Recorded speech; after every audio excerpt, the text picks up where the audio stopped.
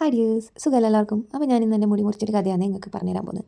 അപ്പോൾ ഞാനിങ്ങനെ വെറുതെ ഒരു ദിവസം ഞാനിങ്ങനെ വെറുതെ ഇരിക്കും. ഞാൻ വിചാരിച്ചടാ മുടിയെല്ലാം ഒന്ന് മുറിക്കണം, സെറ്റാണ്. നമ്മളിങ്ങനെ വെറുതെ ഇരിക്കുമ്പോൾ ഇങ്ങനെ വിചാരിക്കൂലേ, നിങ്ങൾ വിചാരിക്കലുണ്ട് അങ്ങനെ? എനിക്കിങ്ങനെ ഇടയ്ക്ക് എന്തെങ്കിലും എല്ലാം തോന്നുന്നത്, അത് ചെയ്യണം ഇത് ചെയ്യണം എന്നെല്ലാം തോന്നും.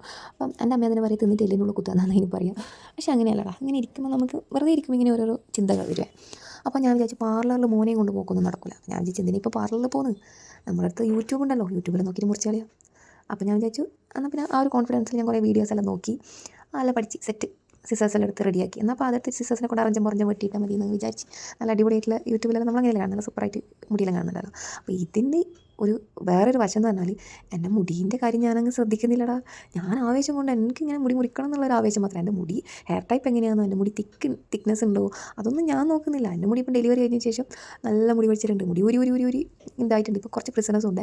ഹെയർ ടൈപ്പ് എന്ന് പറഞ്ഞാൽ ഇപ്പോൾ ഡെലിവറി കഴിഞ്ഞതിന് ശേഷം മുടീൻ്റെ ടെക്സ്ചർ മാറിയിട്ടുണ്ട്. നിങ്ങൾക്ക് ആർക്കെങ്കിലും ഡെലിവറി കഴിഞ്ഞതിന് ശേഷം മുടീൻ്റെ ടെക്സ്ചർ മാറിയിട്ടുണ്ട് ഒന്ന് താഴെ കമൻറ്റ് ചെയ്യണേ. എൻ്റെ ഇപ്പോൾ കേളിയല്ല, വേവിയല്ല, സ്ട്രേറ്റ് അല്ല, ഒരുമാതിരി ഒരു ടൈപ്പ് ആയിട്ടുണ്ട്.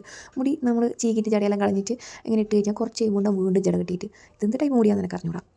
അപ്പോൾ നിങ്ങൾക്ക് ആർക്കെങ്കിലും ഇങ്ങനെ ഉണ്ടോ എന്ന് പറഞ്ഞു തന്നെ. പിന്നെ നിങ്ങൾ എന്നാൽ ഇതിന് ചെയ്യുന്നതെന്ന് കൂടി പറഞ്ഞു തന്നെ. കാരണം ഈ ജട കെട്ടുന്നത്, ഈ ഒരു കെട്ട് വീഴുന്നത് പോകാൻ വേണ്ടിയിട്ട് എന്തെങ്കിലും ടിപ്പൊക്കെ ചെയ്യുന്നുണ്ടെങ്കിൽ ഒന്ന് പറഞ്ഞു തരണേ. അപ്പോൾ എനിക്കും അതുപോലെ ചെയ്യാമല്ലോ. അപ്പോൾ പിന്നെ എന്ന് പറഞ്ഞാൽ ഈ മുടി ഇങ്ങനെ മുറിച്ച് വരുമ്പോൾ എനിക്ക് മനസ്സിലായത് ഇത് അത്ര ഈസി ഒന്നും അല്ലടാ. ഇതെന്ന് പറഞ്ഞാൽ നമുക്ക് രണ്ടാളുണ്ടെങ്കിലും എനിക്ക് എക്സ്പീരിയൻസ് ഇല്ലാത്തതുകൊണ്ട് എനിക്കിത് മുറിക്കുമ്പോൾ നല്ല ബുദ്ധിമുട്ടുണ്ടായിരുന്നേ. അപ്പോൾ പിന്നെ ഒരാളും കൂടി ഉണ്ടെങ്കിൽ എനിക്ക് ഈസി ആയിട്ട് മുറിക്കാൻ പറ്റുന്നു എനിക്ക് പിന്നെ മനസ്സിലായി. നിങ്ങൾ ആരെങ്കിലും ട്രൈ ചെയ്യാൻ പോകുന്നുണ്ടെങ്കിൽ ഒരാളെയും കൂടി കൂടെ കൂട്ടിക്കോട്ടാ, അതാണ് സേഫ്.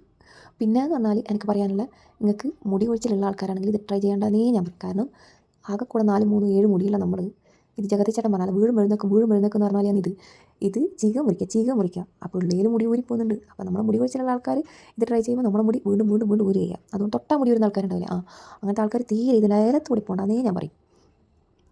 പിന്നെയെന്ന് വെച്ചാൽ ഇത് കട്ട് ചെയ്ത് വന്നപ്പോൾ ഉണ്ടല്ലോ, ഫ്രണ്ടിൽ എനിക്കൊരു മാറ്റം തോന്നിയിട്ടുണ്ട്. പിന്നെ ഞാൻ സൈഡ് ബാങ്കെല്ലാം കട്ട് ചെയ്യുമ്പോൾ നമുക്ക് ആ ഒരു വ്യത്യാസം ഉണ്ടാവുമല്ലോ. അല്ലാണ്ട് എനിക്ക് ബാക്കിലൊന്നും കാര്യമായിട്ട് മാറ്റം ഉണ്ടെന്ന് തോന്നിയാൽ എനിക്ക് വലിയ വ്യത്യാസം തോന്നിയിട്ടില്ല. ഞാൻ എന്തെങ്കിലും വിചാരിച്ചാൽ എൻ്റെ മുത്തപ്പായിനാണ് ഞാൻ ഈ കഷ്ടപ്പെട്ട് നിന്ന്. പിന്നെ ഇതുപോലെ നിങ്ങൾക്ക് എന്തെങ്കിലും പരീക്ഷ നിരീക്ഷണങ്ങളൊക്കെ ചെയ്യാനുണ്ടാവുമല്ലോ, നിങ്ങൾ പേടിച്ചിട്ട് ചെയ്യാൻ പറ്റുന്ന കാര്യങ്ങളൊക്കെ ഉണ്ടാവുമല്ലോ, അത് താഴെ കമൻറ്റ് ചെയ്യട്ടോ. എന്നെക്കൊണ്ട് പറ്റുന്നെങ്കിൽ ഞാൻ ചെയ്തുതരാം, എനിക്ക് വലിയ പേടിയൊന്നുമില്ലടോ.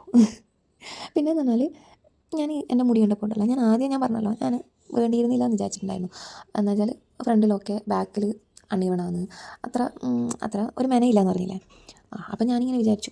പിന്നെ ഞാൻ സ്വയം സമാധാനിപ്പിച്ചാണ്, നമ്മളങ്ങനെയല്ലേ ലൈഫിൽ വേണ്ടത്, എല്ലാം പെർഫെക്റ്റ് ഒന്നുമില്ലല്ലോ, നമുക്ക് കുറേ ഇംപെർഫെക്റ്റ് ആയിട്ടുള്ള കാര്യങ്ങളൊക്കെ ഉണ്ടാവും.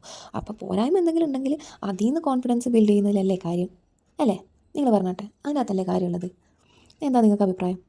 അപ്പോൾ പിന്നെ എൻ്റെ ചാനൽ ആദ്യമായിട്ട് കാണുന്ന ആൾക്കാർ ആരെങ്കിലും ഉണ്ടെങ്കിൽ, നിങ്ങൾക്ക് ഇഷ്ടപ്പെട്ടിട്ടുണ്ടെങ്കിൽ ചാനൽ സബ്സ്ക്രൈബ് ചെയ്യുക, ബെല്ലൈക്കൺ അമർത്തുക, ലൈക്ക് ചെയ്യുക, കമൻറ്റ് ചെയ്യുക. അപ്പോൾ എനിക്ക് നിങ്ങളടുത്ത് പറയാനുള്ളത് എന്താ വെച്ചാൽ, നമ്മളിങ്ങനെ ഹെയർ കട്ടെല്ലാം ചെയ്യാൻ പോകുമ്പോൾ നമ്മൾ കുറച്ച് കാര്യങ്ങൾ ശ്രദ്ധിക്കാനുണ്ട്. എന്ന് വെച്ചാൽ നമ്മുടെ മുഖത്തിന് ചേരുന്ന ഹെയർ കട്ടാണോ, പിന്നെ നമ്മുടെ മുടീൻ്റെ ടൈപ്പ് ഏതാണ്, പിന്നെ നമ്മുടെ മുടി കട്ടിയുണ്ടോ, കട്ടി കുറവാണോ, നീളം കൂടുതലുണ്ടോ, നീളം കുറവാണോ, അങ്ങനെ ഒരുപാട് കാര്യങ്ങൾ ശ്രദ്ധിച്ചിട്ടാണ് നമ്മൾ ഹെയർ കട്ട് ചെയ്യാൻ വേണ്ടിയിട്ട്. അപ്പോൾ ഇന്നത്തേക്ക് ഇത്രയേ ഉള്ളൂ. Tata bye.